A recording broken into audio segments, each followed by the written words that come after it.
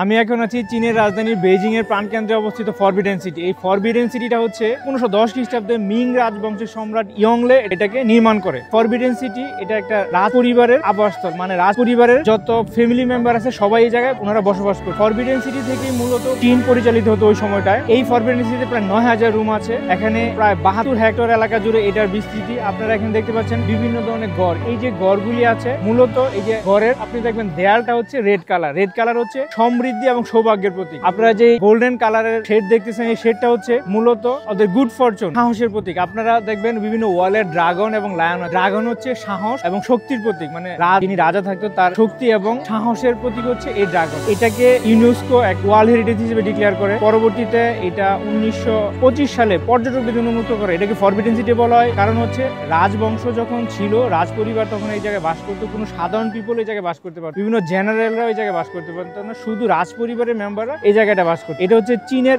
ঐতিহ্যের এবং সংস্কৃতির একটা প্রতীক। এবং রাজবংশ কিভাবে পরিচালিত হতো ফরবিডেন সিটিতে আসলে হয়তো সেটা উপভোগ করা যাবে। তো আমি সবাইকে অনুরোধ করবো আপনারা অবশ্যই চীনের ঐতিহ্য এবং ইতিহাস জানতে হলে এই ফরবিডেন সিটি ভিজিট করবেন। এটা চীনের একদম প্রাণকেন্দ্রে অবস্থিত। এই সিটিটা খুবই মনোমুগ্ধকর। আপনি আসলে অ্যাটলিস্ট 3 থেকে 4 ঘন্টা আপনি অনায়াসে ব্যয় করতে পারবেন। আমি আসার আগে সবাইকে বলবো আপনারা যদি একটু স্টাডি করে আসেন তাহলে হয়তো বেশি এনজয় করতে পারবেন। কারণ ইতিহাস জানতে হলে স্টাডি করে আসতে হবে, দেন রিয়েল লাইফের সাথে মিলিয়ে দেখতে হবে যে আসলে কি ছিল, কেন ছিল, কিভাবে হয়েছে। তো ইতিহাস জেনে তারপরে আসলে সবাইকে বেটার হবে। আমাদের একটা জিনিস হয়, আমরা অনেকে আসি ঘুরতে, বাট এটার ঐতিহ্য কি বুঝি না, শুধু হয়তো দেখি যে এটা একটা বিল্ডিং। তো সবাইকে অনুরোধ করবো আপনারা আসুন বেইজিং এ এবং এই ফরবিডেন সিটি ভিজিট করুন। Thank you.